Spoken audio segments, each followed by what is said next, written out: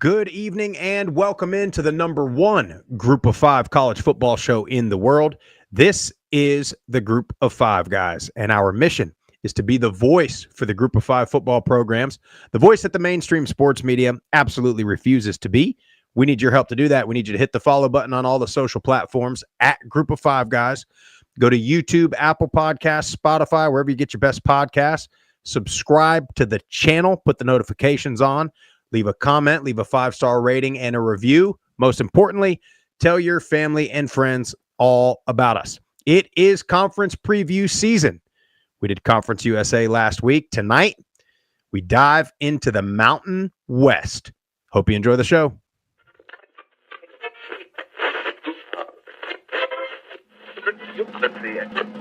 This is the Group of Five guys, and we are coming to you live. I admire how much focus and energy you're putting on this part of college football. We looked at each other, we was like, Mike, the best place to be is a Group of Five. So I'm sitting here with the Group of Five guys, right? Troy has won, it's been a winner, and it's a special place, so it's why you want the job. But it's a ton of fun to watch a guy go to the NFL from a Nevada or a Colorado State or a Middle Tennessee or an App State, you know? And fans follow that kid. It was across there. You want to have this thing packed out, have the student section packed out, you know, giving those guys hell on the sideline. I mean, that's part of it. I mean, win or lose, like we're winning the tailgate. There's no better place to be developed in this country than Boise State.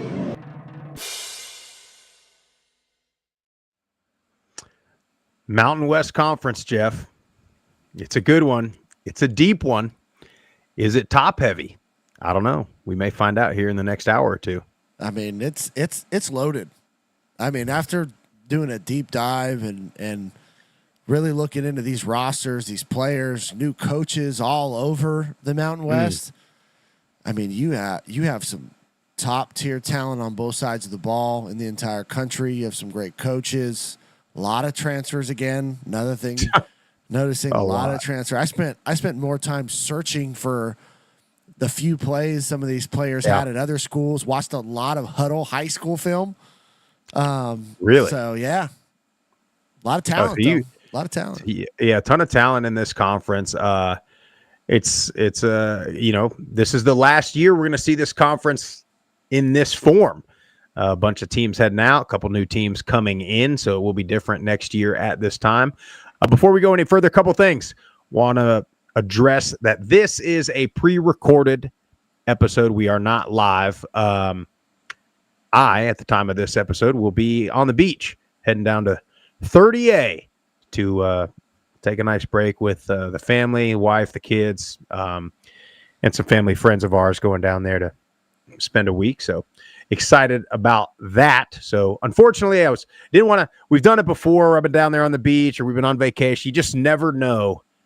You're outside of your home base, what the service, the Wi-Fi, the cellular, all that stuff is going to be, if there's going to be kids running around. If I was going to, you know, so we wanted to make sure we put together a good quality show versus doing it live. But still, go over to YouTube, go on X, go on Facebook, join the live chat. YouTube especially, the live chat really gets going with some back and forth, some little bit of trash talk, but just people pointing out, you know, information. And we will try our best to, even though we won't be doing the show live, Jeff and I will both try our best to be on live and at least interact in the chat. So make sure you do that. If you're on X, go over to YouTube. If you're on Facebook, go over to YouTube, join that live chat. Also, Jeff, I can't help but notice you have on a exclusive Fort Air Raid hat given to us by offensive coordinator Matt Mumme, which is a fantastic hat, by the way. Appreciate it, brother. Yeah.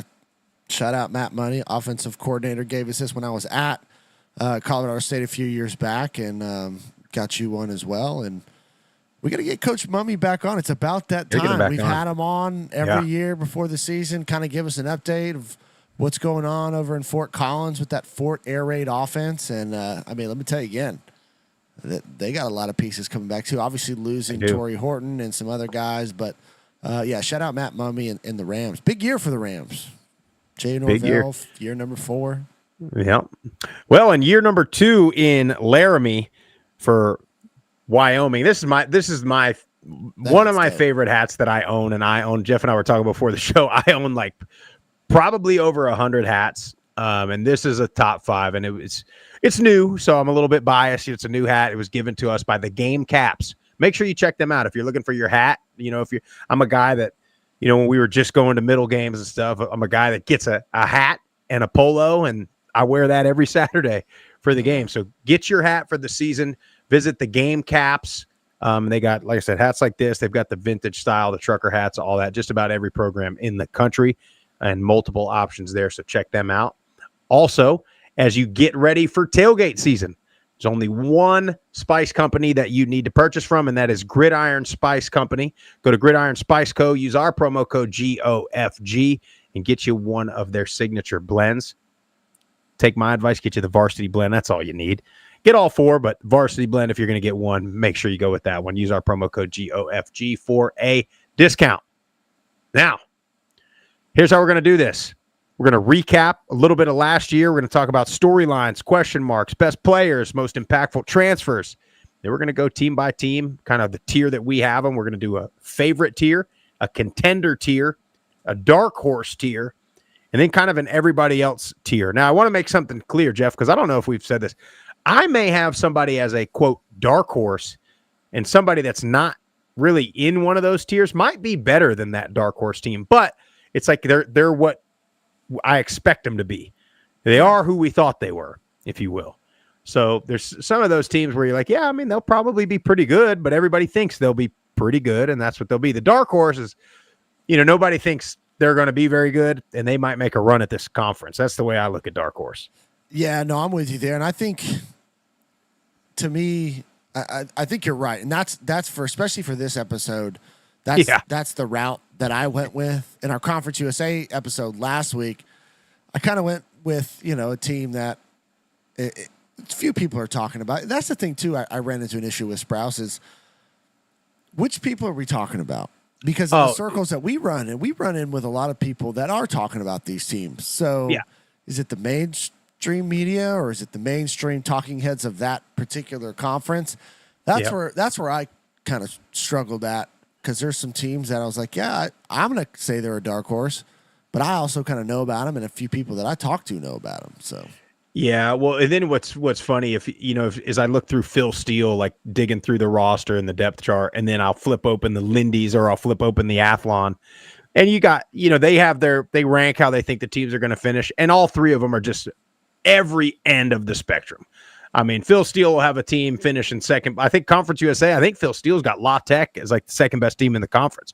But then you go over to Athlon and they got La Tech as like a rebuilding, no chance at all. So this stuff it's impossible to really know. But I mean, I think we've had a pretty good track record over the past couple of years, but yeah, I think we've been pretty accurate. Obviously, you're going to have your misses, right, and things that happen there. One of the hardest things is to really know, especially when you start looking at depth charts. I use Phil Steele, what he's got on there. I go to ourlads.com, has a pretty good, but there's so many conflicting, like who's where, or like Phil Steele won't have people and our lads will have people. So then I'm like researching, okay, is he really on the, then you got to like double check, is he still on the roster with the team website? So there's so many moving parts with this thing, but no, I feel like we got a pretty good understanding of what the definition of our dark horse is. And man, I think we'll get into it. I'm not going to go. Can't wait. Well, look, let's recap last year. So obviously Boise State, the champs of this conference last year, they beat UNLV twice, once in Vegas in the regular season, and then beat them at home in the Mountain West Championship game. Went on to earn the 3 seed in the CFP, played in the Fiesta Bowl after a month off. It did not go super well against Penn State. Ashton Genty, Heisman runner-up, probably should have won it. We won't get into that. Broke all kinds of records. Almost broke Barry Sanders' all-time rushing record. Look at some other things. Barry Odom builds a monster at UNLV, goes over to Purdue, and then UNLV makes the splash of all splashes and brings Dan Mullen out of the booth to Vegas to replace him at UNLV. So they're going to try to keep that thing rolling. Last year, man, to me, the biggest thing, this conference was full. of big-time players, especially wide receivers. You brought up Torrey Horton earlier. You lose Horton, you lose Ricky White, you lose Nick Nash. A lot of these big-time star true number one receivers are gone. But this was an awesome conference last year. I think it's going to be an awesome conference this year. Jeff, I will start with you. What's your biggest question mark or biggest storyline going into the 2025 season in the Mountain West? My biggest question is which first-year new head coach, can come in and compete in this conference right away, compete at a high level, and potentially find themselves in a conference championship game? Because you got a lot of them. You got Dan Mullen, obviously, you mentioned at UNLV, Matt Entz at Fresno State, Bronco Mendenhall, who's still in the Mountain West but goes up to Utah State, and Jason Eck down at New Mexico coming over from Idaho. So you got some new faces in here, some FCS guys coming in that, I mean, were very, very good coaches at that level. I foresee them and bringing a lot of their FCS guys with them. And then Dan Mullen seems like he took every Power Four that was a third string depth chart there and brought him over to Vegas. I noticed that. I don't have that as my biggest storyline, but that was a big trend that I noticed in this conference. Is UNLV, they were the outlier. They're the ones that brought in all the big names, the high recruited guys, all the SEC guys, and all these other schools, especially the ones with the new coaches, bunch of JUCO guys, bunch of FCS guys, but guys that have played a ton of football and had a lot of success. FCS all-conference guys, FCS all-American guys.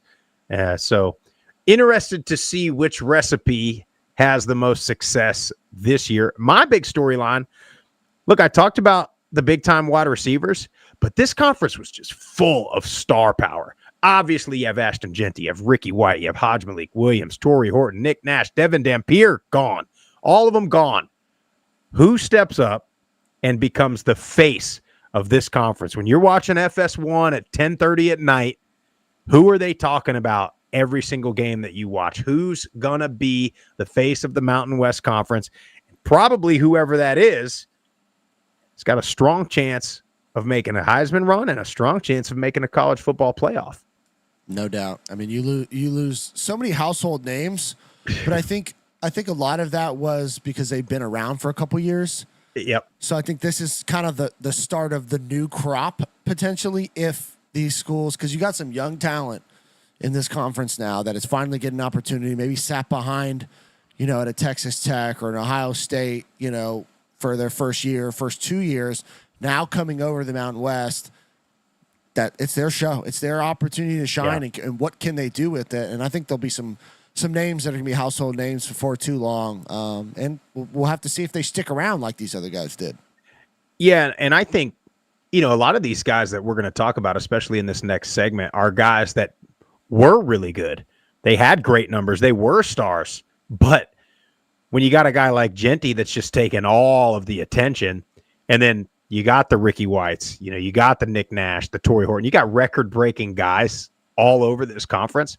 So a lot of these guys had great years, but you really just didn't hear about them because you heard about all the other guys. Yeah. So I'll go with you, Jeff. So who's going to give me an offensive guy that's got a chance as a top player in this conference? Well, Sprouse, I couldn't just go with one because this entire room is absolutely loaded with talent. I'm going with the entire Hawaii receiver room.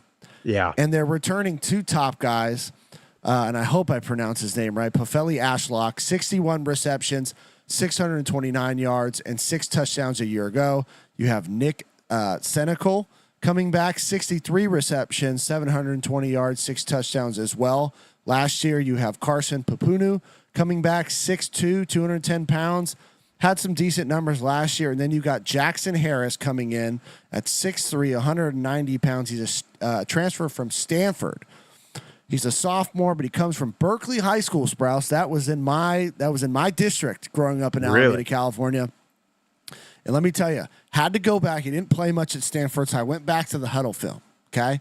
This is the notes that I put down. Quick for his size, solid hands, catches away from his body, a little sloppy in and out of his breaks, but this is his high school huddle film. Hopefully in 2 years He's developed. He's got bigger. He's got stronger. He's got faster. All those things. But the kid was dynamic in high school. So you add a big target in 6'3", along with those other three guys in that room. I mean, I think this is one of the best receiver rooms, top to bottom, in the entire group of five. And then you also add Joey Farthing, 6'4", 200 pounds, transferred from Youngstown. He was injured last year, but very productive in 2023. Big target, made some contested catches, and a solid route runner is what I had for him. So you got that room. I think top to bottom, studs all over the field. And then I go and look at their quarterback because your receivers are only as good as your quarterback.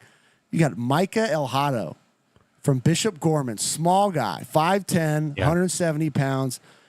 Played very well when he got the opportunity. He got to start late in the year. I believe it was the last game of the season, and absolutely lit it up. And I'll get into him more when we get to Hawaii. But my top offensive players is the entire Hawaii receiving room. Absolutely loaded.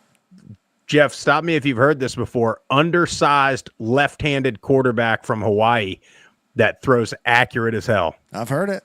Seen it all over. I mean, he just fits the mold. So yeah, he does. Well, it's funny when you said this whole room, I thought, okay, he's got the same offense that I have, because now I could have went with this whole room, but I'm going to stick with one guy because I got a chance to see him live last year, and I think we missed out on something really special with an injury. But you could go with the entire Boise State running back room. Yes, you could.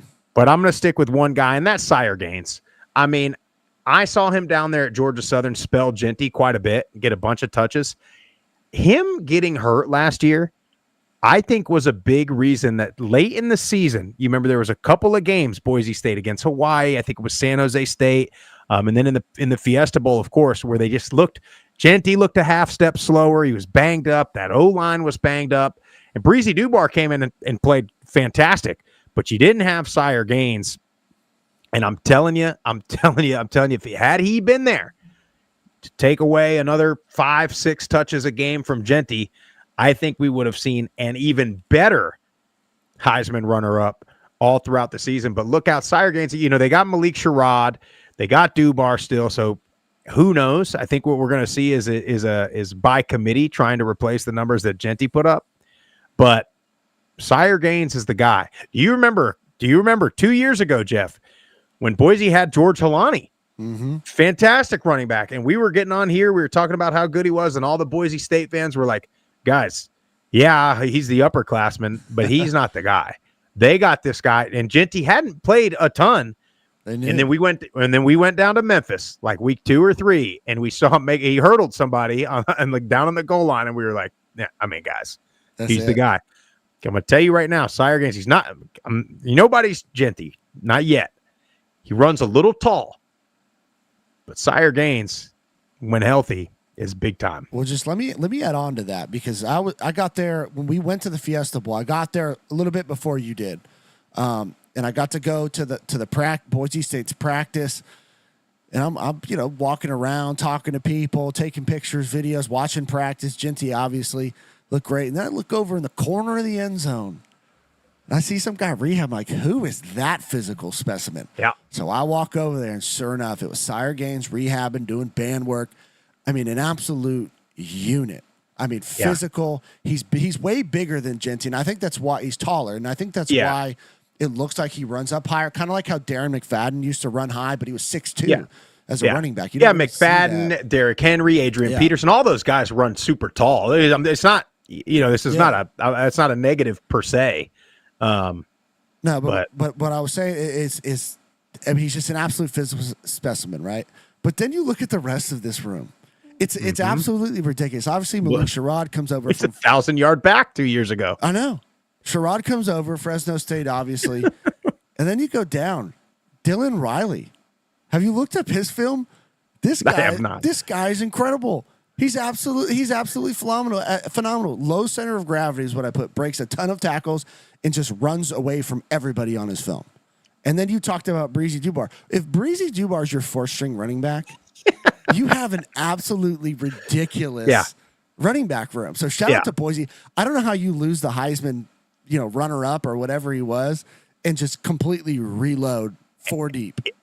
You lose the Heisman runner-up, and the room might be better. It is. The entire, the whole thing might be better. So yeah, we gotta get moving. We could sit there and talk about that Hawaii offense, especially the receivers and the Boise running back room. What about defense, Jeff? If you don't mind, I'll take defense first. If you don't mind, because here's a guy that got kind of lost in the shuffle because he played on a team with a really bad record and a team that traditionally has a really good defense, but they didn't last year. And that's San Diego State. That's Trey White. I mentioned all the stars leaving this conference. Most of them were on offense. Here's a guy on defense, 12.5 sacks last year. He went 3-9. And then when you had the success that Boise had and everybody was talking about Ahmed Hassanin at Boise and everything that they were doing, he just got lost in the shuffle. 12.5 sacks, Jeff. You'll take that all day.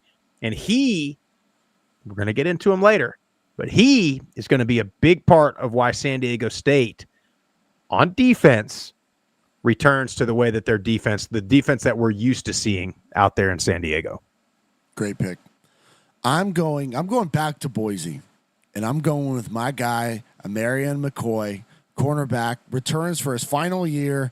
Obviously, he's a Laney College product where I went to junior college. So, we have the same former head coach, and he had a lot of offers to go a lot of other places for some big-time money.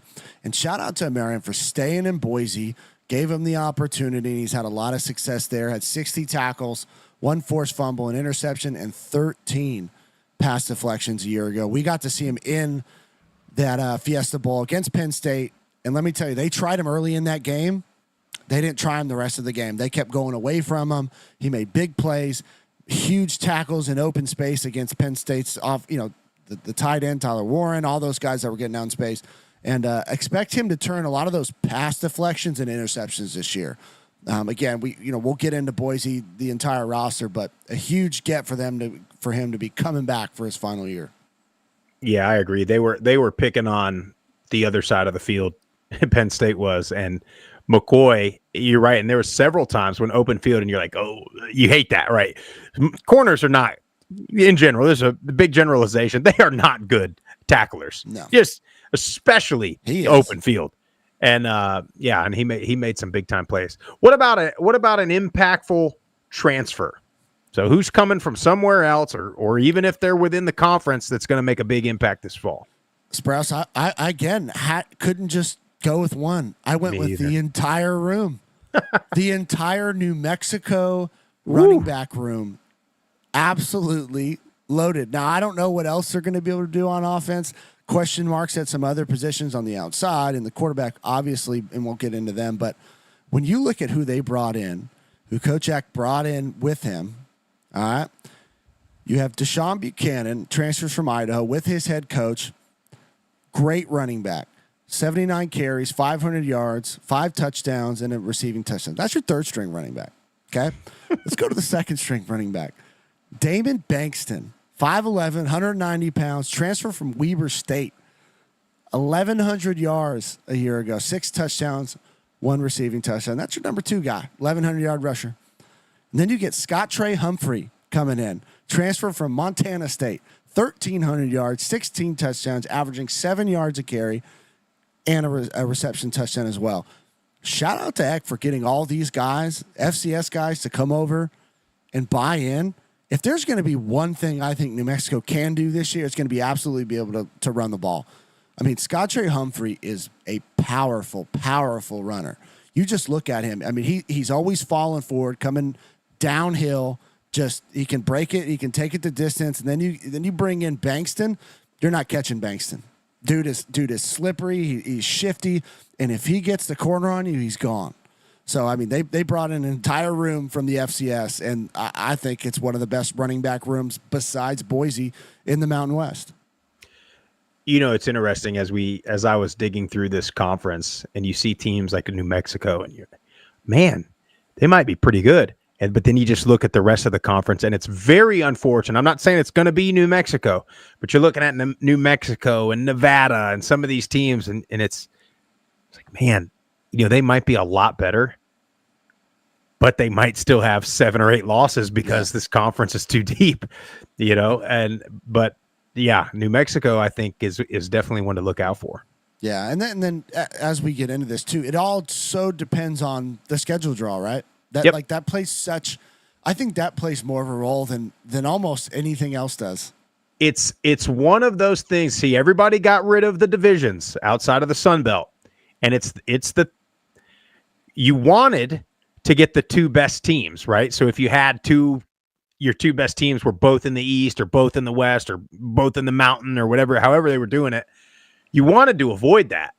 But now you run into the situation where, well, if you got somebody that avoids Boise, avoids a UNLV, avoids a Fresno State, you might find themselves in a championship game, and then you might have a team that only has one loss, but it's to Boise State or something like that, and they get completely left out because the other team didn't have to play them. Yeah. So something to look out for in all these conferences. I went two guys as well. I went one on offense, one on defense. One is a guy that I've liked for several years now, and I'm sticking to him. That's E.J. Warner. My only concern is we're now on our third program in 3 years, so I don't like that. I'm not a big fan of that, especially at quarterback, to now learn another offense, another playbook. But obviously he's got the pedigree. It's Kurt Warner's kid, right? We talked about last week, Logan Fife having a little bit of that Fresno State, that Jeff Tedford experience. Now, Tedford's not there. It's not the coach anymore, but here's some, you know what I mean? There's some remnants. Yeah. It's Fresno State still, right? They've quarterback after quarterback after quarterback they produce. So that's exciting. Warner has shown flashes. I mean, it was that first game they put him in when he was at Temple on like a Tuesday night. I never forget texting the group. It was early. I said, guys, Kurt Warner's kid can play. And he's shown the flashes. He's got to cut down on the turnovers. He's thrown at least 12 or 13 interceptions all 3 years in college right now. He's got to cut that down at least single digits, hopefully less. But if he's ever going to do it, Fresno State's the place to really learn the offense, really learn how to protect the ball, and sling it around a little bit. The other guy I went with, defensive guy, Jaquez Evans, going to Colorado State from Baylor. If you remember 3 years ago, this is a guy that had 107 tackles at Western Kentucky, 9 sacks, and I believe he was Conference USA Player of the Year. So one of those guys that's been in college forever, thought he was going to greener pastures, leaving Western Kentucky, realized it wasn't necessarily the case, going to Baylor. Now you come back to Colorado State. You know, they got some guys on offense. Defense has been a little bit of the question mark the last couple of years. That's going to be a guy that can put pressure on the quarterback and, you know, give all these offenses, all these wide receiver rooms, these big-time QBs. That's a guy that can give them all problems. I like both those picks. And just real quick, so I know we got to move on, but E.J. Warner, I'm hoping that a lot of those interceptions were because he didn't have much of a run game at either location. So sometimes as a quarterback, when you know you can't run the ball, you're just slinging it. You're going to force stuff and you're going to have more turnovers. But hopefully he's got a better supporting cast at Fresno State, which I think he will around him. So maybe he doesn't feel like he has to do so much. That's my 2 cents on it. You ready? Let's do it. So we're going to do this. We should have done this last week. We didn't. We gave a little bit of a disservice to the defending champs. So instead of necessarily starting with the favorites, we're going to always start with the defending champs. Now, in this case, the defending champs are probably still the favorite, so it'll work out anyway. But let's talk defending champs first. Boise State. So much talk about Genty on offense, Hassanin on defense. You really forget how loaded this team was. And unfortunately for the rest of the Mountain West, and unfortunately for teams like James Madison, and Navy, and Liberty, and Tulane, and Memphis, they might be better, Jeff. They might be better this year. They are absolutely loaded in every single unit on the field. Who's going to replace Genty? We talked about that a minute ago when we talked about the running back room. You also forget that offensive line was not healthy since like the first half of the Oregon game, which was week 2. Is that correct? I believe so. They were banged up the entire year. You compound that with Gaines being banged up. They didn't have a guy like Malik Sherrod. So Genty's 30 touches every single night. And then he had his elbow injury in that. I think it was in the UNLV game. He's wearing a brace for half the season. You bring back that running back room. You bring back 4 out of your 5 starters on the offensive line, but except they're healthy now. I mean, offensively, you got to imagine Madsen's going to take another step. Latrell Caples is going to be the number 1 receiver. You still have Matt Lauder, the tight end, who was phenomenal in that Fiesta Bowl. You got to imagine Madsen and his targets are going to take another step. You got to imagine that offensive line has a little bit of extra edge, thinking they fell just short on Genty getting the record. And now everybody thinks, well, Genty's gone. Boise State's going to be nothing. So you got to think that they got a little extra edge. Talk about the O-line. Cage Casey, I've been talking about for 3 years. Roger Carrion, by the way, I saw on Instagram, Boise Ford dealership. I don't know if all the O-line got them, but they all got like blue and orange Raptors. I mean, sick. That's a big-time NIL deal. No doubt. And in the center, Mason Randolph. 3 All-Mountain West guys, all been there, coming back and healthy. These guys were all banged up. We talked about bringing in Sherrod. I mean, Jeff, offensively, a lot of people last year, you remember Malachi Nelson was supposed to be the savior. Nobody wanted Madsen. Madsen played damn good. The other part of this is now you're worried about what these running backs are going to do. Nobody's going to, at least I don't think, not to start the season, nobody's going to bring 8 guys in the box this year and try to force a certain style of offense. So these running backs are going to be able to get loose now. And Madsen, I think, is going to take that step forward. And if they do try to stop the run, Caples and Lauder, I mean, they're going to be throwing it all over the field.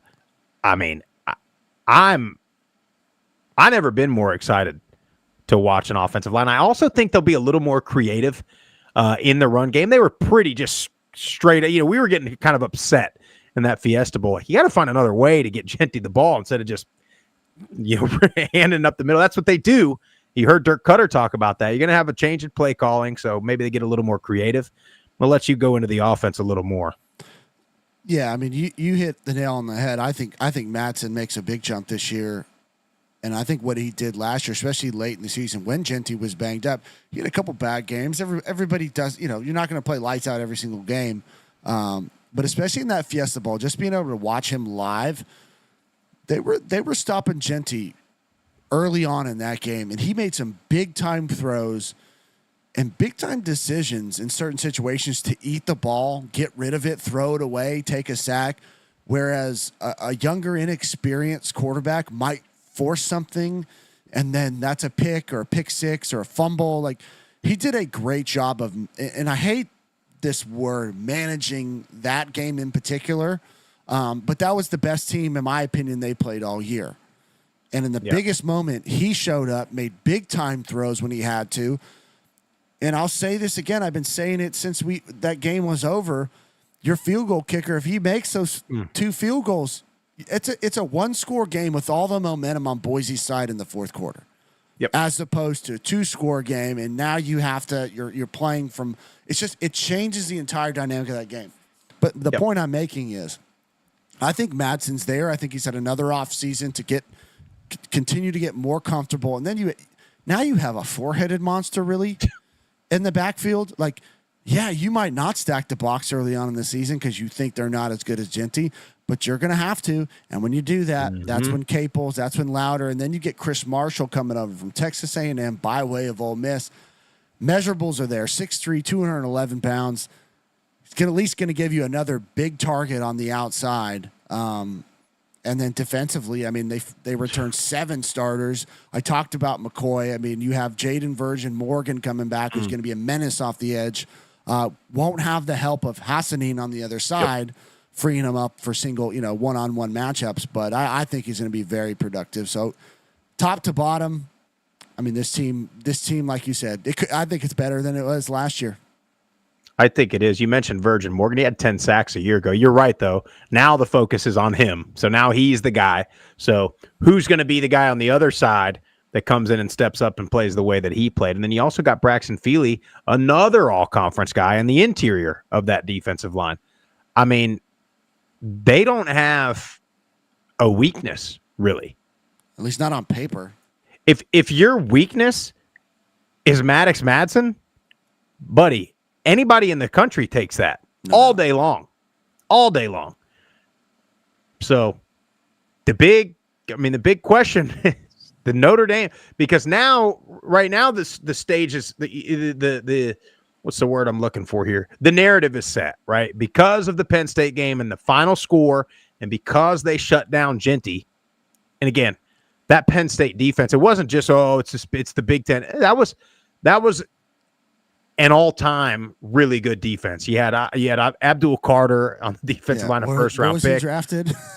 Yeah, I mean, you had, so you had a ton of guys. The following week, that Penn State team took Notre Dame, and we talked about this before. The announcers are talking about this Penn State front seven is dominating this Notre Dame offensive line. So it wasn't just this, they can't play with the big boys, because Penn State's defense did that to everybody all season long, including other quote-unquote big boys. But the narrative's there. Even though they only lost by 3 to Oregon last year, now you get Notre Dame, who's, whether or not they're better or worse than Oregon, they're going to be the more physical, more of that true Big Ten SEC style of team. So that game's going to be very telling. I mean, if you get through this conference, you've got to at least, at minimum, play that game really tight. Now, you go up there and you beat Notre Dame and you get through this conference, you go ahead and, book your plane tickets to wherever you're going. No doubt. And the only thing I'll say, if I'm trying to find something, right? They better be ready to go week 1, because you go on the road, South Florida Bulls. Yeah. They got some talent over there. Byron Brown is back. Hopefully he's finally healthy, but it's going to be hot. It's going to be humid. I mean, you were in Statesboro last year. When it was, I would guess, Sprouse, you're the Florida guy. Tampa's more humid and hot than Statesboro, Georgia is. I would imagine. It'd be more humid, and not a knock on Georgia Southern at all, but South Florida Bulls. My affection for the Bulls. They're gonna have dudes. They're gonna have more quote unquote talent than that Georgia Southern team will have, and Georgia Southern took them down to the wire. And there was times late, very late in that game when Georgia Southern had the lead. And again, I remember texting you guys, said, guys, Georgia Southern's going to win this thing. And they about did. So you're exactly right. They better be ready to go. They got a ton of expectations again. And South Florida does too. And then South Florida, they're looking at their schedule because they got Boise State. And then immediately after Boise State, they got, I think, Florida. Yeah. And then after that, they got Miami. So they're looking at it like, well, we got to win one of those. Like we got to beat somebody. And they're thinking, okay, maybe Boise State's the one that we can get out of this schedule. Now, I mean, that game, it's a big time week 1 game. It's going to be a fun one. I'd like to go, but I just don't know if we can do it. Do you have anybody? I mean, they're the favorite. Yeah, to me, they're in a tier by themselves. So what about contenders? Who's your first contender that you think's got a shot to get there with Boise to the championship? Not saying we're giving Boise the championship yet, but who you got as a contender? Talking about the Bay, I'm going with the South Bay, San Jose State Spartans, baby, right back there. Nice. On my wall. Returning a lot, obviously Ken Niumatalolo's second year. They were 7-6 a year ago. Obviously lose the best receiver in the country, robbed of the Biletnikoff Award, by the way. Nick Nash is gone. But you get quarterback Walker Eggett. Split time with him at Brown last year. It should be his show. 2,500 yards, 13 touchdowns, did have 10 picks. Mentioned losing Nick Nash, but also lost Justin Lockhart. So the top 2 wideouts are gone. But they brought in 3 transfer guys that I really do like. Danny Scuduro from Sac State. Smaller guy at 5'9", 175, but the dude can straight up fly. I mean, you give him the ball. At Sac State, they were giving him jet sweeps. They were running him over the middle, slot guy. 700 yards, 5 touchdowns, and had a rushing touchdown a year ago. You get Malachi Riley, transfer from Arizona. Has the frame at 6'2", a lot of upside there. Couldn't find a whole ton of film there on him. And then Leland Smith transferred from Purdue, 6'4", 220. Big target coming from the Big Ten. Pretty much what they used him for at Purdue was one-on-one coverage, throw it up, 50-50 ball. He was coming down with it. So we had a lot of those plays. And then you get tight end Jackson Canan back, who had 300 yards, 2 touchdowns a year ago.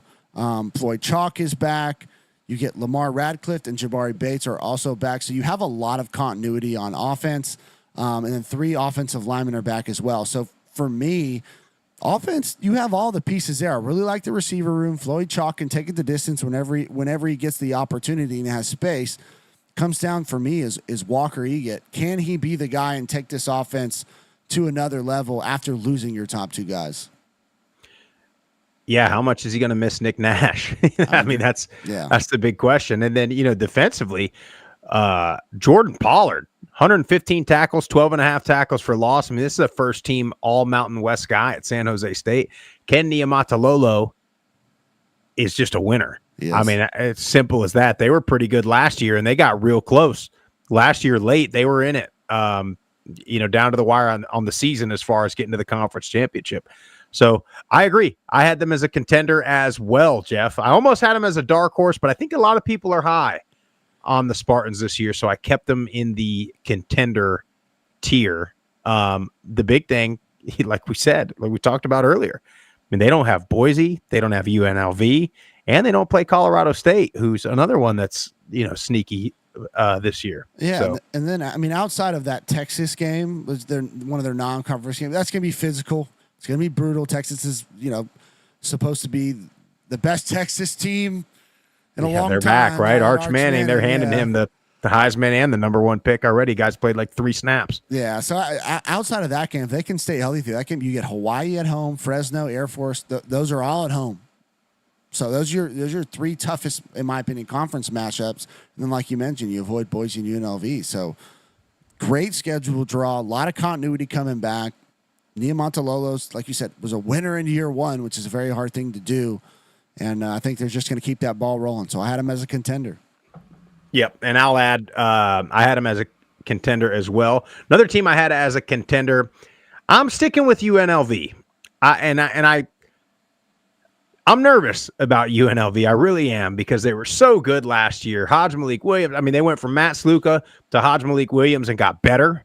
Earlier in the season with a ton of controversy, a ton of bad distractions around that roster, and Coach Odom kept them together, and they got better. Their star players got better. Ricky White was not great on offense with Sluka, and then all of a sudden he turns it up. Now you bring in Dan Mullen, who obviously has had, especially on offense, a ton of success. I mean, that guy had Mississippi State rolling, and in Mississippi State, I mean, you want to talk about a bottom feeder. I mean, he had them rolling. And then obviously as the coordinator at Florida, when Florida was, the dominant program in this country. So he's been in the booth. So, how far out of it is he? 7 of 11 starters on offense are transfers. 7 of 11 starters on defense are transfers. Ton of hype around them because they're all coming from the SEC or some big name program. But a lot of them didn't play a ton. Some of them did. Some of them got, but like we talked about earlier in the show, is some of these guys are bringing in these FCS guys that are all conference guys that have started, 20 games. And these guys, not so much. So they certainly have the stars. They have the talent. But will they gel? That's my concern, is really none of them have really played together. So are they going to gel? The running back is the guy that everybody's high on. Can't even think of the guy's name. Jaden Thomas. Yeah. And, I don't know.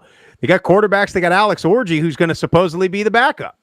So they got these guys that everybody's heard of. You remember these guys getting recruited, and then you kind of don't remember what they've done since then. So that's where I'm at with UNLV. I think they got guys, but can Dan Mullen put them all together?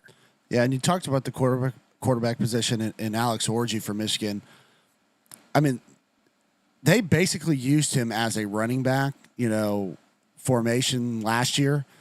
I don't think he can throw the ball very effective. Everything that he threw was flat routes and stuff that's wide open because it's kind of gimmicky and tricky, so the guy would be wide open. Anthony Colandrea is going to be the starting quarterback. At least I think to start the season. Transferred from Virginia. Dude is athletic. He can run around and make plays, but also can throw pretty well too. At 2,100 yards, 13 touchdowns, did have 11 picks. That's the thing that worries me about him is turning the ball over so much. And then had 2 rushing touchdowns as well. And then you talk about some of these receivers that transferred. JoJo Earl transfers from TCU, 5'10", 180 pounds. I think he makes a big impact right away in the pass game and in the run game. We'll run him on jet sweeps, but then you get him in the slot. Dude can burn. He can absolutely fly. You get him the ball in space, he's going to make the first guy miss almost every time. Troy O'Meara transferred from Arizona State at 6'4", 225. Super athletic and quick. Great slot guy. Just think contested catches over the middle. That's what this guy can do for you. That's at least what his film showed. And then you get, this is one that's interesting to me, is tight end from Arkansas, Varkey's Gums. Another big target. But he had a weird situation at Arkansas where he left the roster. The team said he was dismissed because of an altercation, but then he was saying he left because of an injury in a car wreck that he had. So there's this weird story with him going on. But again, he's got the frame, he's got the athletic ability. But is there some kind of character, something going on? I don't know. I have no idea. This is just what I dug into in the news articles and the reports that I read. But if he could come in and play, like you said, you got all this Power 4 talent coming in. Can they come in, contribute, and play a full season? Because we hadn't seen it out of most of these guys. Well, if there's anybody that's used to having, a wild roster of people, it's Dan Mullen. So I'm not really worried so much about that. Another thing I'm worried about is how in the hell are you going to replace Jackson Woodard on defense? I mean, it don't matter who you bring in. I mean, that guy just a headhunter, old school linebacker type guy. So how are you going to replace him? I don't know. Also, the schedule's not easy. They open up conference play. They go at Wyoming versus Air Force and at Boise State to open up the conference. The other thing that I'm interested to see, and it's just maybe a highlight from last year. Remember how good they were on special teams? Yeah. Remember Ricky White, all the block punts, and so who's gonna in any of these teams? Who's gonna step up on special teams and be a game changer? And can UNLV find some? They got all these guys, so surely some of these guys, these receivers or these DBs that are coming in to start that aren't gonna see the field as much. One of them is gonna have to step up and play some special teams. Yeah, I mean, I think Marcel McDuffie, he comes back from injury, so I think he'll kind of anchor the middle at linebacker. But you're talking 6 additional transfers at the linebacker spot, 7 transfers coming in the secondary. And again, you got 2 from LSU, 1 from Alabama, West Virginia, Northwestern. It's like a lot. Like, yeah, it sounds good on paper, but can you make all this work? I actually like their schedule, especially their non-conference, because I think it's very manageable. I don't think you're going to get I agree there. Physically beat up. Idaho State, Sam Houston, UCLA, Miami of Ohio, all like tough matchups outside of Idaho State really. And then you get into conference, you get Air Force at home, Hawaii at home, and then you avoid Fresno and San Jose State, who we just talked about. So I think UNLV has a realistic, if they can make everything come together, a realistic shot at contending for the Mountain West Championship game. I have one more contender. Do you have any more contenders? I have one more as well. Wonder if we have the same team doubt here. Maybe. The Air Force Falcons. Nope. Really?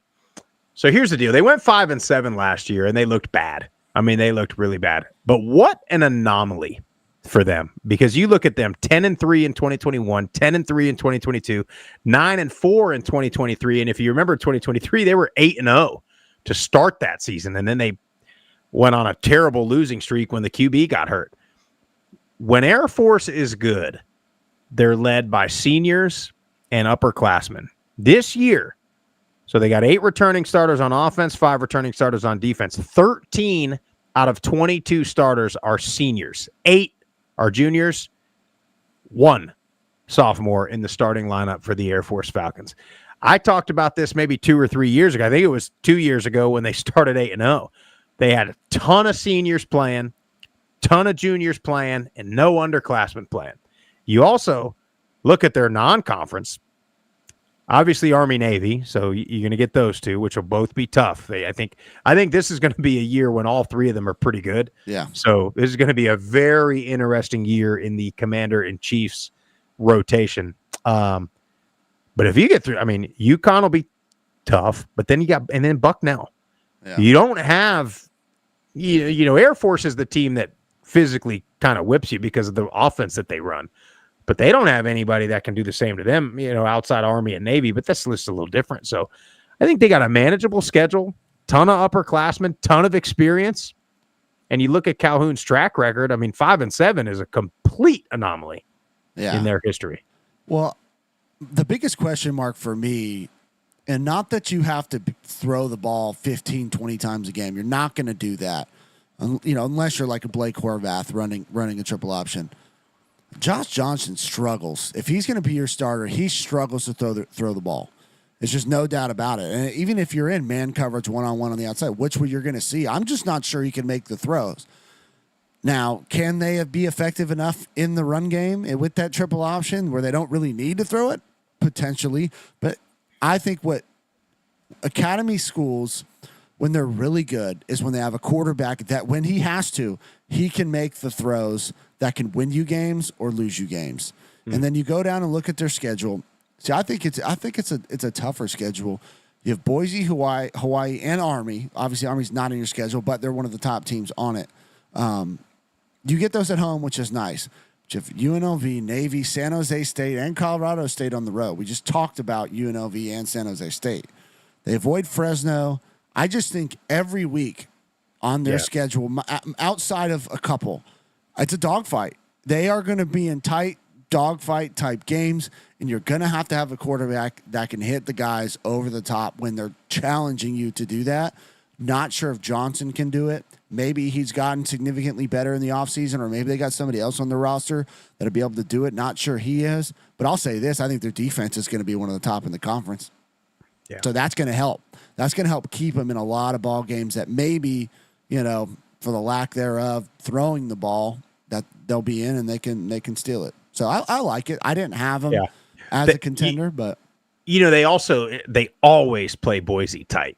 Always. They just always play Boise. That game's pretty early in the season, I believe. So in Colorado Springs, that's a sneaky game for Boise State. September 20th. So that's what? Week 4. It's early. Yeah, it's week 4, and Boise will be coming off a bye, and then Boise goes to plays App State the following week.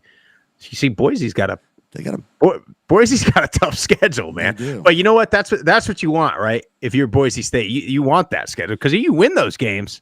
The only thing that I hate about that is it's a tough schedule because we know about it. Outside of Notre Dame, they're not going to get credit for beating App State. You know what I mean? Like, they're not going to get credit for beating South Florida. When it comes to playoff committee, they won't. I don't think so. You know what I hate about it? I hate that South Florida's schedule is the way that it is, because South Florida could very easily be, 1-3. Yeah. If those games were spread out, South Florida could very easily be, 7-3 and then playing Boise, 7-3 with a loss to Florida.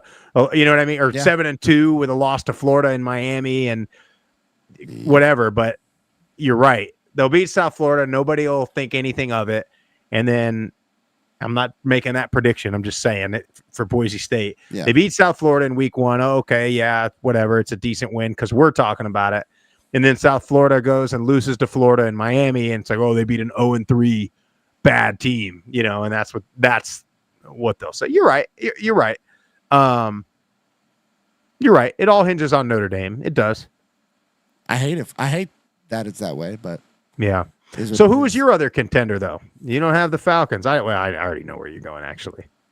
The Rainbow Warriors of Hawaii, my friend. Yeah. I think Hawaii is back. Season 4 for Timmy Chang. I know it. Call in the days of Colt Brennan, Devon Best, Timmy Chang, and those boys. I think Hawaii's back. I really do. I mean, you're returning a lot of starters on both sides of the ball, especially defensively. I talked about Micah Elhado.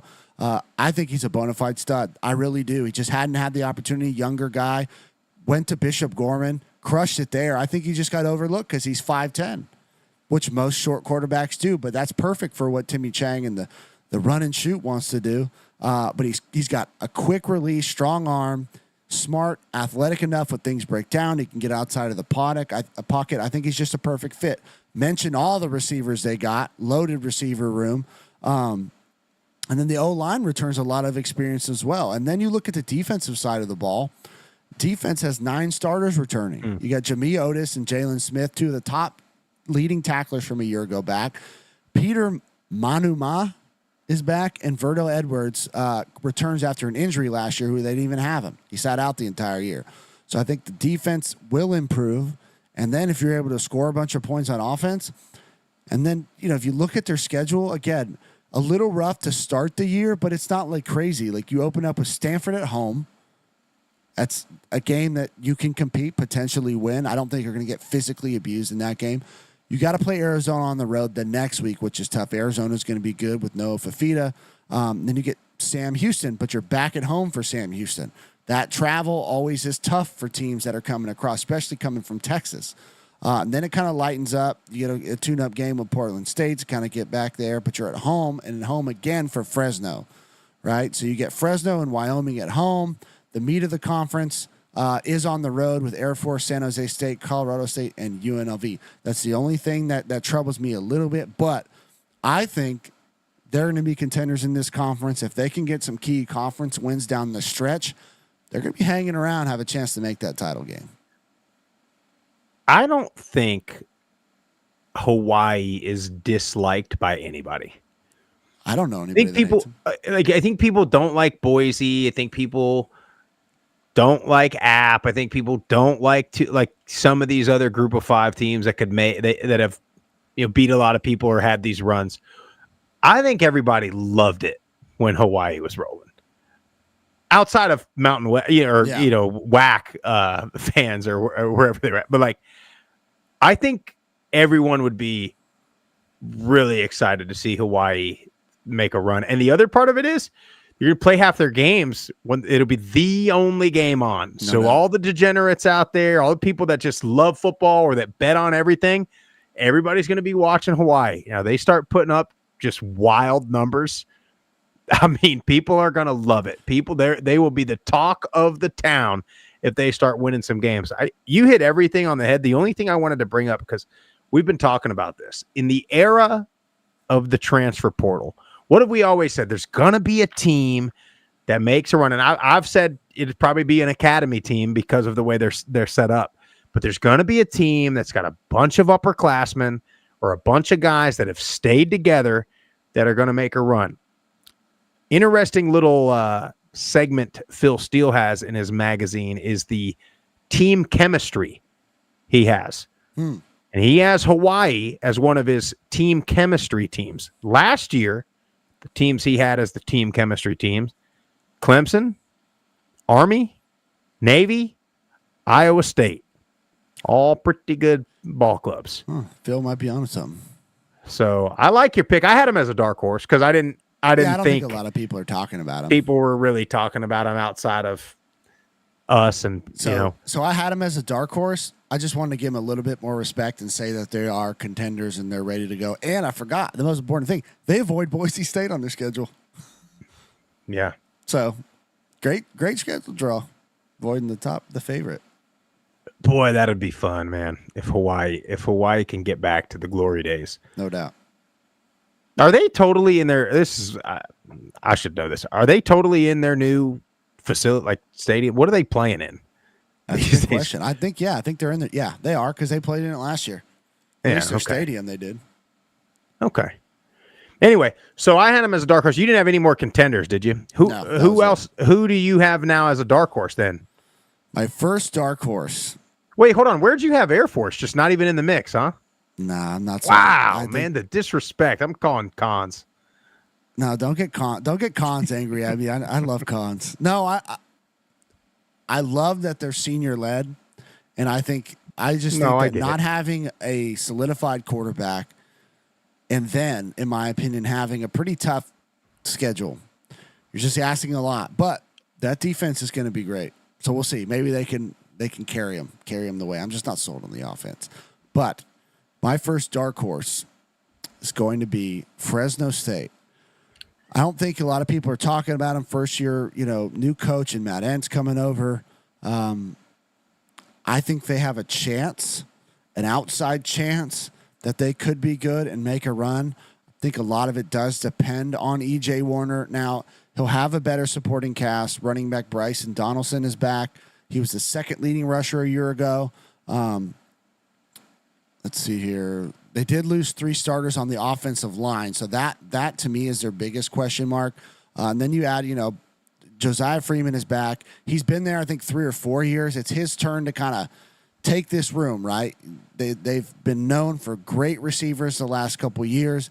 It's his turn to kind of take the reins. He's a big target, 6'5", 210 pounds. He can go up and get it, but he's got to stay healthy, stay on the field, and be that number one. And then you had a bunch of JUCO wideouts who I really like. Jayon Farrar from Riverside Community College and Josiah Ayon from Fresno City. Both great players, but a little raw, in my opinion. Obviously, coming from the JUCO level, I kind of have an understanding of how those guys are. Like, you'll have a lot of talent, but JUCO ball is kind of like a little street ballish in a certain sense. So they got to learn how to really run some precise routes, because it's all about timing and precision when you get to this next level. But hopefully they can do it. And then if you look at their schedule, on the road, open up at Kansas, which is a little tough. Georgia Southern is going to be well coached, but they're traveling all the way to the West Coast after playing USC the week before. Oregon State's, I think, a relatively winnable game. They avoid UNLV and Air Force. So I think their schedule kind of sets up decent. You just never know. Matt Entz is a great coach. If he can galvanize this team and they can go on a run, they're going to be able to run the ball. Got E.J. Warner that can sling it. Why not? Why not? I'll tell you, Jeff, I didn't have them as a dark horse, but I like their defense. Yeah. And there's one big glaring reason why I like their defense. Do you know what it is, Jeff? Tell me. I have a couple rules of thumb when I'm talking about teams. They got a guy. They got one, Jeff. Martin Owusu. Hadn't played much. Transfer from Minnesota. Defensive tackle, interior guy, 6'3", 310. You know what number he wears, Jeff? 0. Close. 8. Yeah. Single-digit interior defensive lineman, especially when they're over 300 pounds. They also got a guy kind of coming off the edge, more of a D-end. Corey Freeman wears number 0. So they got a couple guys, and then they got a corner. How about this name? Al Zillion. I saw that, yeah. Al Zillion Hamilton, 13 pass breakups last year. Coach Entz thinks they got 11 DBs that he can put in there. I think he said 6 corners and 5 safeties that he said he trusts. They're good. So the defensive backs tend to be the strong suit of that team, but it's interesting. Fresno, you know what I mean? You think offense all the time, which, I talked about E.J. Warner earlier, but I like their defense a little bit. I think they're going to be pretty solid.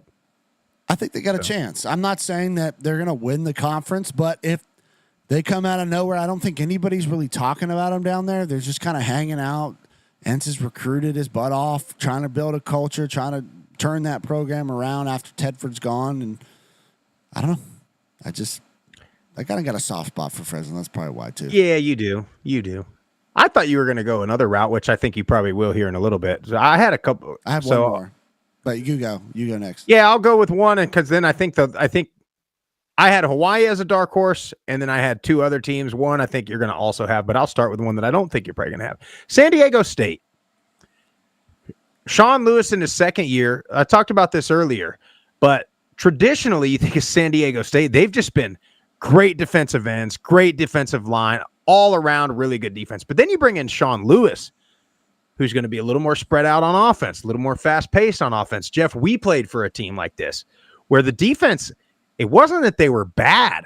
It's that they're just on the field so much, because even if the offense is successful, you score fast. If the offense is not successful, you 3 and out really fast. So it just puts so much pressure on the defense to be in incredible shape. And even when you are, it's almost impossible. So you bring back a lot of those guys that are now maybe used to that offense. You saw that defense drop off a little bit, but 10 starters back on that defense this year. So they're going to be used to it, including, of course, Trey White, who we talked about earlier. And then they got a linebacker, Tano Latuli. Great name. 70 tackles a year ago. He's going to be their leading tackler. And they also have the best defensive backfield in the Mountain West Conference. 2 all-conference corners, Bryce Phillips and Chris Johnson, and an all-conference safety in Eric Butler. So the defense has got the guys. Now, their numbers might not show it because of the way Sean Lewis runs an offense. But when they need a stop, when they need a big play, they got the guys that can do it. So I think, were they 3-9 last year? Yep. When I say dark horse, I think this is a bowl team for sure. Yeah, I think I agree with you 1,000% on their defense. That for some reason they have just been able to have great defenses year in and year out. Offense is ranked 10th in the Mountain West a year ago. That's just not going to cut it. I don't really see them I don't know where they really improved. I think they improved a little bit, potentially at the receiver position. Quarterbacks, I don't know what they're doing. Jaden Denigel transfers from Michigan. There was no film on him from Michigan when he's been there the last couple of years, but he's a big kid at 6'4". Went back to his huddle film in high school. Strong arm, can move when he needs to, not super athletic. To me, he had slow feet. But again, that was 2 years ago. Yeah. But didn't look like the answer coming out of high school for this San Diego State team. And then you get Burton Emanuel, who transfers from Central Michigan, who I talked about last year a lot. Kid has a ton of upside, phenomenal athlete, not a great thrower, but he, can make the throws that he needs to, but just dynamic in the run game. But he hasn't been able to harness his upside. Well, I don't know if it was the situation at Central Michigan. Maybe this is a better spot for him. But just a big question mark at the quarterback spot. You lose Marcus Cooper, your number one running back. Lucky Sutton is back. You get Christian Washington coming over from Coastal Carolina, who's a good player. And then you get 2 transfers on the outside of receiver, Jacob Bostic from Texas A&M and Miles Denton from Northwestern. Both solid players, but nobody jumps out on the paper like this guy's gonna take it to the house. You know what I mean? And then Jordan Napier returns last year, having 400 yards and 4 touchdowns at the wideout spot. So I think they took a step down in the running back room because you're losing an all-conference guy. A lot of question marks at the receiver, like guys that are unproven, and then not sure who their quarterback's going to be.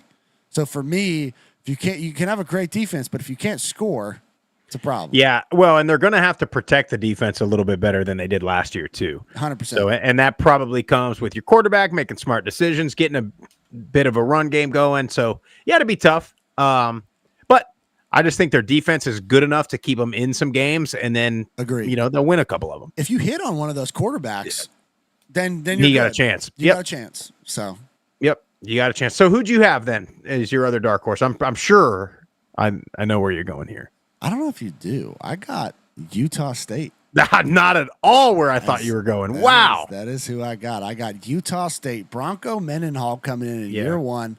Obviously, you saw what he did at New Mexico, right? You got Bryson Barnes, the quarterback, coming back. Split time with Petrus a year ago, but now it's his show. Had 900 yards passing, 12 touchdowns, 6 picks. But then he had 500 yards on the ground with 5 touchdowns as well. Faison, your top rusher, is gone, but you get Javen Jacobs. Comes in with his head coach from New Mexico. Look this kid's film up. If you're a Utah State fan, look his film up. Kid runs away from every single person that's trying to chase him or tackle him on the field.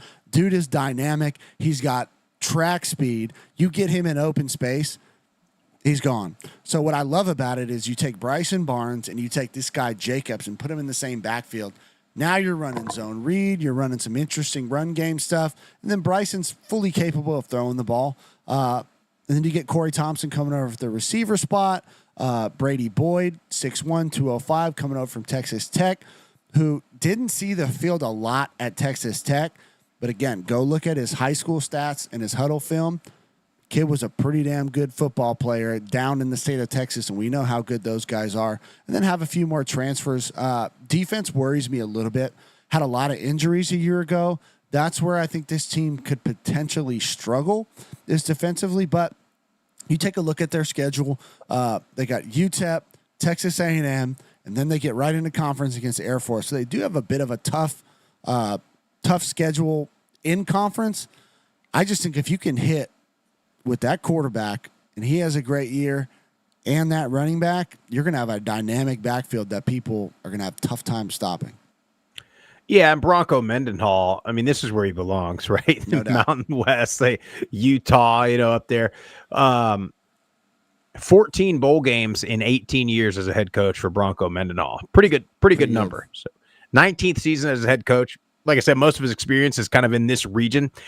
He's going to be great there long term. And let me tell you something. Utah State, Micah James, our buddy, was there coaching O-line for a little bit. When that place gets going, one of the great environments in all of college football, but especially in the Mountain West, Utah State. So let them mess around and win a couple of those early games, and they're going to have a great environment. Here's the thing, though. Last year, their whole offensive line was returning starter. This year, they only got 2 returning starters on the entire offense. So a little worrisome there. On defense, they're worrisome. I'll tell you who to watch, though. Their safety, Ike Larson.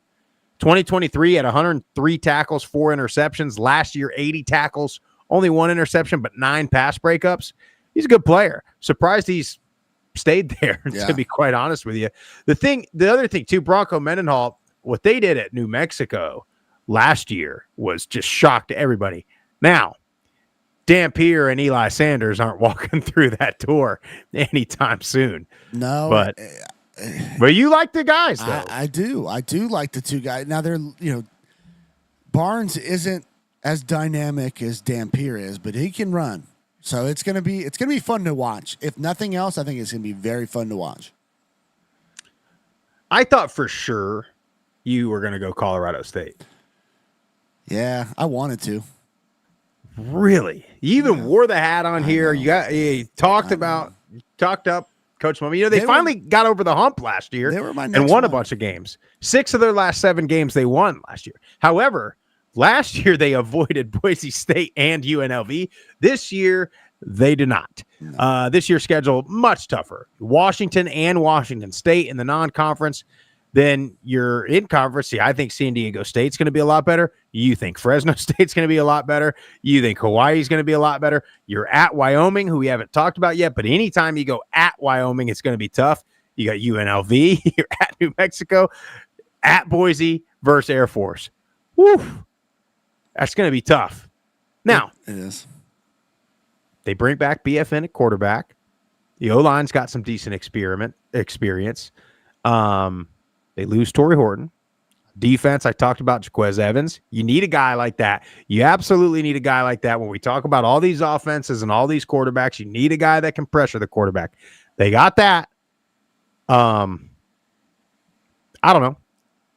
I had him in the dark horse category. I wanted to. I really did. I didn't want to have. I don't know. I guess you had like 3 or 4 dark horses. I guess I could have put him in there. I guess I was trying to limit myself. Remember last year in the Sun Belt, I think I put the whole conference as a dark horse, and I was damn spot on with it too. Yeah, you were. I guess you're playing the field there. That's a good. Oh well, I put everybody in there. That's a good strategy. No, I really do like obviously this offense. The defense worries me a little bit just because you lost a lot of top players. And just a lot of question marks with transfers coming on defensively. You talked about BFN. He's got to be better and not turn the ball over, but they kind of changed their offense a year ago, and I think they did that to try and protect the defense a little bit more. They really put an emphasis on, running the ball. Every Morrow is gone. He was 1,000-yard back, and then you had Justin Marshall who had 800 yards. So you had, over 2,000 yards rushing between the two of them. Marshall is back. It's kind of his room to lose, in my opinion. Armani Winfield, wideout, is back. He had 340 yards, 2 touchdowns a year ago. Here's the guy that I think has all the upside and potential in the world coming in from Ohio State, Kojo Antwi. If you look up this guy, couldn't find anything on him in Ohio State. No film, no nothing. But go back and watch his huddle film. Dude is a physical specimen. Strong, fast, great hands.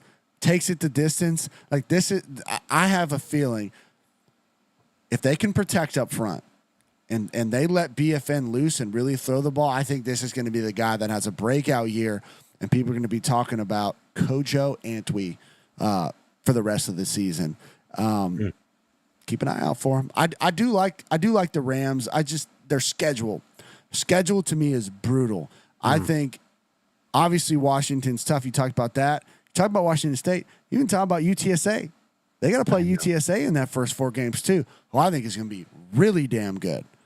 So you start the year 1-2, 1-3, going into conference. Doesn't get any easier with the slate that they have. Yeah. That's why I didn't have them in the dark horse. Was their schedule? God, it's so frustrating as a fan because with the portal, it's like you can't always bank on, like, if you have a okay season or a good season or even a bad season, but you see flashes and you could think, okay, but these guys are young or whatever, we'll bring everybody back and we'll go again at it. We'll go for it again next year.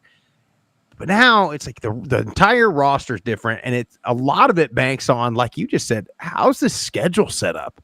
Because everybody's bringing in a ton of transfers. Everybody's trying to get their guys to mesh and to gel. You're trying to do all that with less practice than you've ever been able to have. A season that starts freaking middle of August now. We got week 0. So there's so many variables outside of just recruiting, developing, and X's and O's that you don't have any control over. So, or you have very minimal control over. So yeah, you're right. I mean, yeah, I'm with you. Because I almost didn't put them out. I wouldn't even call them a dark horse because I think a lot of people do think they're going to be, good, at least okay, at least decent. Well, it's year 4 for Jay Norvell and company. I mean, there's pressure on them now. I don't know what the university's expectations. I mean, they had a good year last year. I mean, they won 8 games last year. I agree, but they got to start getting close to, at least if from general perception of an athletic department in a university, year 4 and year 5, you would think that they'd be starting to get real close to a conference championship. I think that's a realistic expectation, but maybe they're not. Maybe they don't have that at Colorado State. I'm just guessing. I mean, look, they brought that whole staff after having a ton of success at Nevada. They brought them to Colorado State, got a big, beautiful stadium. They given them all these resources. So yeah, I imagine they have some pretty high expectations. But what is the expectation, right? I mean, is the expectation to win this conference going up against a potentially all-time great Boise State team? That's the other part of it, right? You don't have control necessarily over how good. Yeah. I mean, look, it's true. Sometimes everything lines up and you just run into a monster every time and you can't get put in. Now, Colorado State hadn't gotten to that point yet. But, I mean, hell, Jeff. I mean, how many times did Michael Jordan run into the Detroit Pistons? Quite a few. How many times did LeBron James run into J.J. Barea in the Dallas Mavericks? Stop. I mean, hell, that Utah Jazz team was an all-time great team, but then they run into Michael Jordan. It's true. No, I mean, it's very good points. We'll see. Yeah. Look, there's nobody rooting harder for Colorado State, I think, than us. We want to see Jay Norvell and especially our friend Matt Mummy be successful and get every opportunity in the world. So, yeah. I didn't have anybody else as a dark horse. I wanted so bad to put Wyoming in there, but I almost feel like I always have them as one, and they always sort of are. Oh, surprise! You're wearing the hat, and you didn't even put them in the dark horse conversation. But I didn't give you a monologue on the coaching staff to start the show. Great hat, though. Look, if you're a Wyoming fan, that's big time. You need to go. I mean, this is a big time hat. Big time hat. I don't think that my lighting's doing the it's not color combo justice, but that's okay. In there. Yeah. But here's the thing. They'll beat somebody that they shouldn't, that they won't be favored against. Somebody will go to Laramie late in the season and have either a loss or a game that goes down to the wire that nobody expected. It's one of those things where, again, like we talked about at the beginning of the show, you look at this conference and you're just like, I don't know. I mean, who are they going to beat? You know what I mean? Yeah. Like which one of these teams are they going to beat? Now, I will say this. I saw a quote that coaching staff thinks this is the best quarterback room that they've had since a young man named Josh Allen was there. So best QB room since what was that 2018 he was drafted? 2019 he was drafted? Something like that. We'll see. Caden Anderson's the full-time guy. Good news for him. He has a really good offensive line, especially at center. Jack Walsh is going to play center. He's kind of the leader of that offensive line. Hey, you know this, Jeff, right? We have a center. Well, first of all, when you have a bad center, I mean, it's the most miserable thing ever, right? Somebody's in your lap as soon as you got a guy stepping on your toes, stepping on your feet, just all kinds of stuff. You have a good one. Takes a lot of pressure off. I don't know necessarily how Wyoming is going to, whether it's the center or the quarterback that calls out, identifies the mic and all those things. Probably will be the center because he's the leader. But yeah, that it calms you down as a quarterback quite a bit. They're really solid. All 5 guys have had some starts at Wyoming too. So they're not all a bunch of transfers. They've all played together for some degree. Defensively, they got some size. They brought in some bigger transfers. I think they'll be better than they were last year. But again, you look at this conference and you're like, yeah, okay. I mean, I think they could beat some teams, but the top of the conference, I don't know. Yeah. I'm not sold on Caden Anderson. I'm just not. You're being a real stickler tonight. Normally you're more positive on some of these guys. I like it though. I don't know. I'm trying to be more honest, Sprouse, with my feelings and trying to get more people in the DMs talking about how bad of a show it was. Is this not we not in the nest? No. The circle? Oh no, pal. No, pal. Anyway, sorry, go ahead. No, you're good. Yeah, I mean, I think he's a good quarterback, but I don't think he moved the needle. I don't know about best quarterback room since Josh Allen. Now, they haven't had great ones since then, so maybe it is. Yeah. But, perspective is everything. But I just don't see necessarily anybody on this roster that's a game changer. But, that doesn't mean that somebody can pop out. I mean, you get Teron Kelman transferring from Charlotte by way of NIU. Sam Scott returns as your leading running back. You mentioned the O-line. That is the strength of their team. So anytime you got a great O-line, it gives you a chance. It gives your quarterback chance to be able to sit back there and read it out. It gives your running backs room to run. So you have it there. I just think their schedule outside of avoiding Boise, UNLV, San Jose State, Air Force, Colorado State, Fresno, Hawaii. I mean, like I said, who out of those are losses and who are you beating? So I think they're going to have a better year than a year ago, but I don't quite think they're contenders yet. Yeah. I mean, that's where I'm at with them. Yeah. Honest assessment. Yeah. It's all about honesty here. What about Nevada? 3-10 last year. They don't have hardly anything coming back. See, last year they did this. They did the UNLV move. 20 Power 4 transfers last year that hadn't played much. 3-10. This year, they kind of flipped the script a little bit. They went with some guys from the group of 5, guys from FCS, some JUCO guys that have had some more playing time. So very interested to see how that translates. I will say this about Nevada. I think they play hard as hell for that damn coach. Yeah. I think he gets guys bought in. You even look at their last 3 seasons. 2-10, 2-10, 3-10. I will add though, in 2023, they got blown out every week. I mean, 2-10, they got beat bad every week. Last year, here's some losses. Let me just read you some of these losses, and you tell me which one of these is a bad loss or a loss that shouldn't have been a lot worse. They lose to SMU by 5. They lose to Georgia Southern by 3. San Jose State by 4. Fresno State by 3. Boise State by 7. And Air Force by 3. So, I mean, again, you probably weren't favored in any of those. You probably were double-digit underdogs in almost all of those. So I think that's a testament to how hard they play and how hard coach gets them to play. But the problem is, see, like I talked about in the last part, like normally you could get kind of excited about that. You could say, hey, man, we took some really good teams down to the wire. We got everybody coming back. The problem is they don't have anybody coming back. So now we got to try it again. We give it a shot. We bring the guys in we can. Doesn't work. We can't try to develop them and, go at it again. We just got to get a bunch of new guys and try it again. So Normally you could say, hey, let's come back next year. Let's try to flip those games. Let's try to flip half of those games. Now we go 6-6. And you can't do that. But I'm rooting for Nevada because I do think, again, they play their asses off. And it wasn't that long ago when this was a conference championship team. But it's a different dynamic now. It's obvious they obviously don't have the same resources as everybody else in this conference. That's why Jay Norvell and them went in conference to a quote promotion. That's the point I was going to make is I think they struggle. I don't know what their facilities look like. I'm not going to pretend to know. We hadn't been out that way.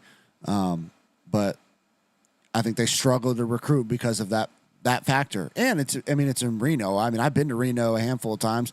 I love Reno for the gambling aspect, but I necessarily wouldn't want to live there.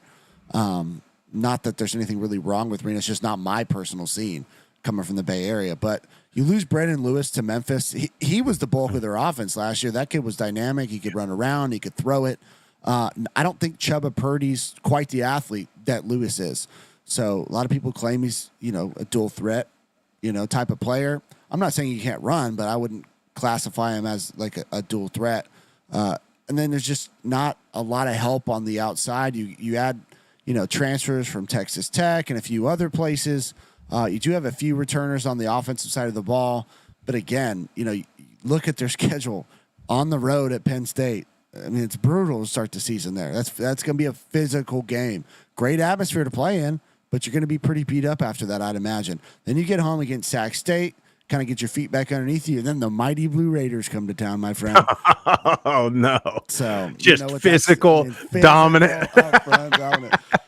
No, but I mean, I just think you look at the rest of their way, middle, even if they beat middle, then you got to go on the road back across the country and go to Western. Western's going to be a tough game on the road at Fresno State, San Diego State, Boise, Utah State, San Jose State, UNLV. Like you play, I mean, it's probably one of the second or third toughest conference schedules out of any of the teams this year. So yeah, with a depleted roster, trying to replace them with transfers and a tough schedule slate, it's just a tall order. But I do love Coach Choate.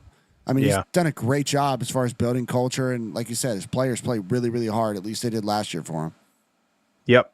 Yeah. Again, when it's just you look at the conference and you look at their schedule, and you just where are you gonna find 6 wins? Where are you gonna find a bowl game out of that schedule? And that's the tough thing to do right now. Last team, and I thought you were going to have them in one of your categories after the way that you talked about the running back room, but New Mexico. Last year, man, unexpectedly, Devin Dampier and Eli Sanders were must-watch TV. If you could catch a New Mexico game on late, I mean, they were about as exciting to watch as anybody in the country. And now, of course, Dampier goes to Utah to be the savior for the Utes. They don't have Sanders. They bring in Scotty Humphrey, who you talked about, who was an FCS All-American last year. They bring in – so they did, again, the complete opposite of what UNLV did. I mean, they brought in all kinds of FCS all-conference guys, Big Sky all-conference guys, SoCon all-conference guys on the O-line. That running game ought to be very good. I mean, if there's one thing, offensive line, a lot of it is like confidence and if you've been playing. You just got to be playing.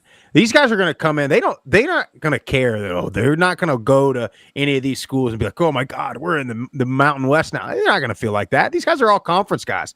Some of them will be NFL guys. So they're not worried about anything like that. So they bring in all that guys. That running game ought to be solid. The whole roster is full of really good FCS and JUCO guys. Defensively, Keyshawn James Newby and Jackson Eck, they brought in all these Idaho kids, right, with coach.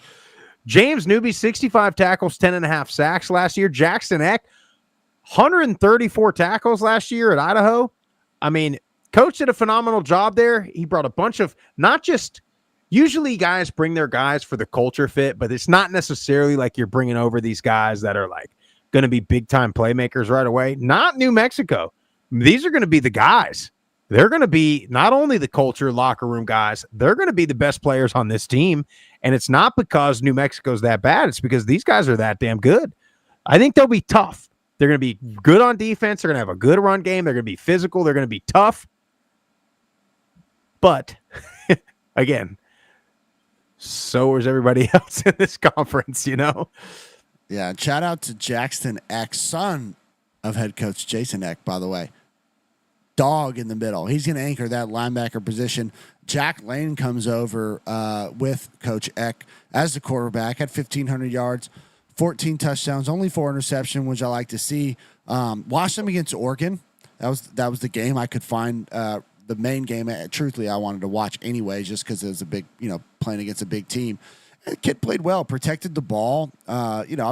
Took probably a few too many sacks in my opinion, but you're playing against Oregon. Lights are bright, all those things. But yeah, the running back room is where they're going to hang their hat on, in my opinion. The biggest question mark for me was the offensive line. Can you find 5 to 7, because you always kind of rotate in 1 or 2 guys typically. Can you find a group that fits and that you can run behind? I think they'll be able to. You just look, again, I just go back to the schedule. I think they have the toughest draw in the Mountain West, not only in conference, but then you look at on the road at Michigan. Again, it's a physical game. You get Idaho State at home, then you're on the road at UCLA, at San Jose State, at Boise. You get Nevada, Utah State, at UNLV, at Air Force, Colorado State. You play all the teams we talked about that were either favorites or contenders on this show, and a couple dark horses is on their schedule. So I can't wait to watch them. I think they're going to be incredibly fun to watch. Brutal schedule draw. Brutal. Yeah. All right. Well, what's the biggest non-conference game? I mean, it's got to be Boise at Notre Dame, right? I had Boise at Notre Dame, and I had App State at Boise. Just fair. Group of 5 group. Because I think that game is super important for both programs. Yeah. Well, listen, for App, like, they got to be careful in Boone, because last year didn't go so well. They haven't been at the standard that that they're used to and that they expect. Boise State's been, and they are the two, especially like from the fan base aspect of it. They're the 2 premier Group of 5 fans, and I think the Mountaineers are going to travel. They're going to go to Boise. A lot already but going. I think that's going to be a really fun environment for sure. That's the week before Boise plays Notre Dame, though, isn't it? It is. So Boise's at Air Force, App at home, at Notre Dame. It's a tough 3-game stretch. Sneaky. Very sneaky. Yeah. You can't let Air Force or App sneak up on you if you're looking at Notre Dame. But yeah, I just think Boise State at Notre Dame, because one of the other teams that I think is a potential playoff contender plays at Notre Dame, I think it's going to be very telling on who performs better. The Naval Academy, Jeff. I'm not afraid to admit it right here, right now. Biggest conference game. What do you got? I have 2. I'll go with one that I don't think that you have, because you probably have the other one. November 1st, the Rainbow Warriors travel to San Jose to play the Spartans.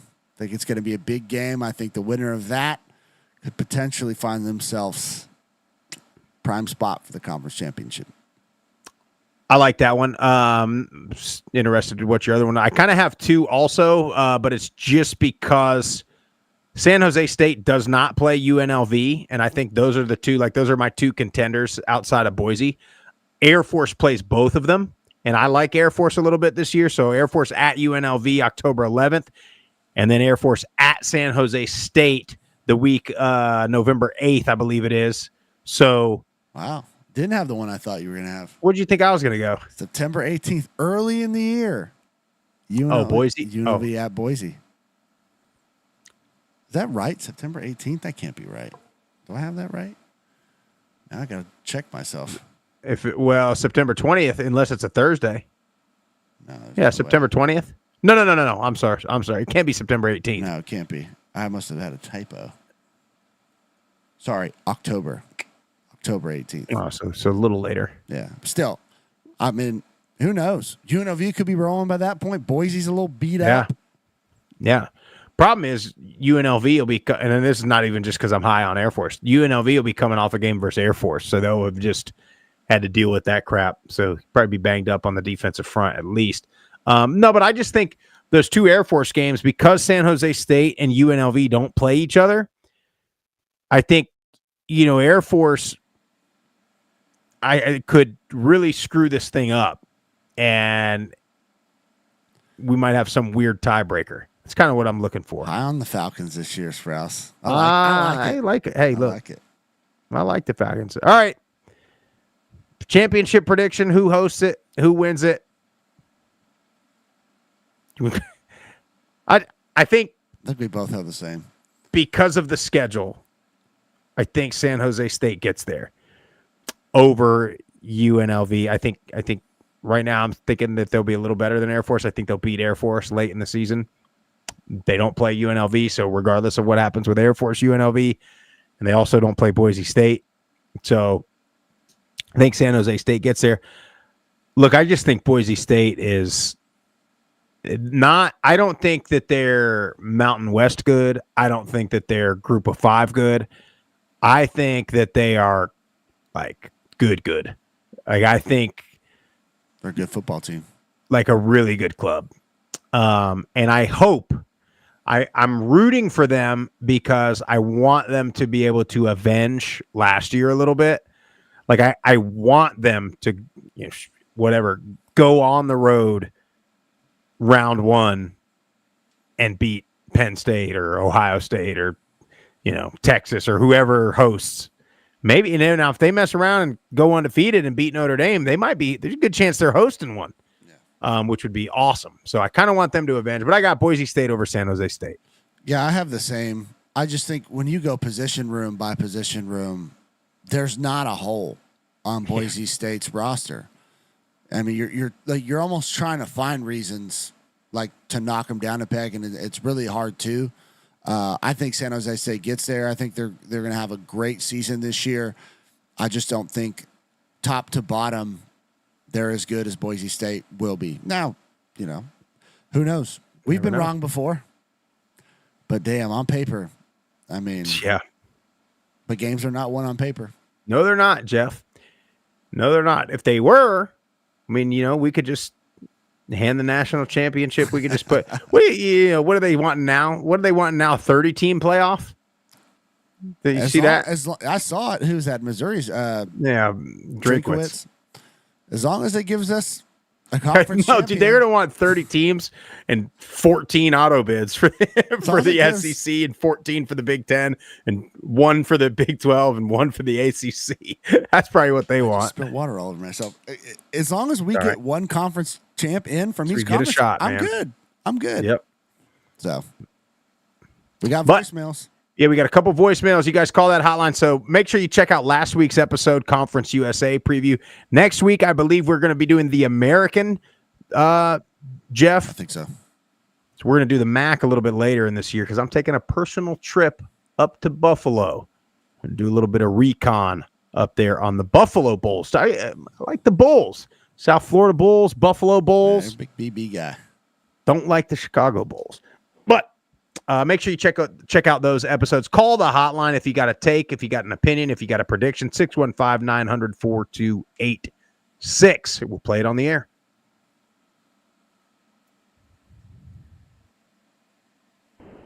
Group of Five guys, Terry Johnson calling calling about this La Tech business, and I hate getting Ruston, Louisiana in the Sun Belt. I think they stink.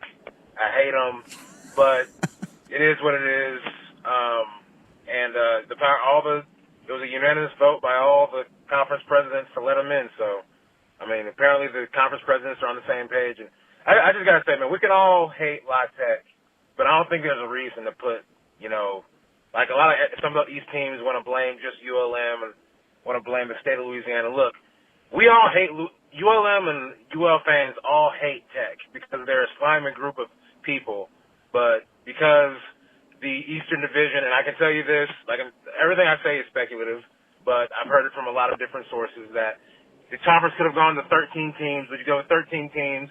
Some of the Eastern opponents probably wouldn't play each other if they had to leapfrog the schedule, and then the bye weeks wouldn't have made sense, and there wouldn't have been enough probably buys for people.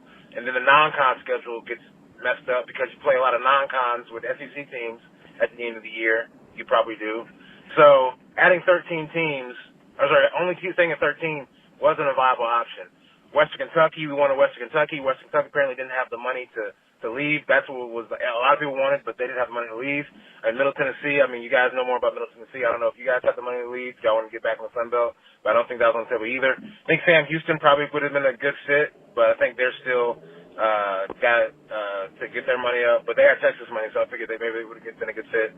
All in all, La Tech's here, and I don't think putting down the Sun Belt and the East, and a lot of JMU and Marshall fans and some App fans, like, let's just separate and forget the West. And if you feel that way, it's fine. I think the eastern part of the Sun Belt is great. I think it is, yes, better than the western part, but the Sun Belt's stronger together. Troy and UL have been together, and also Arkansas State for some years has done a lot of heavy lifting and adding at JMU and Marshall and Colston some years has made the Sun Belt great. Georgia Southern, I love their fans.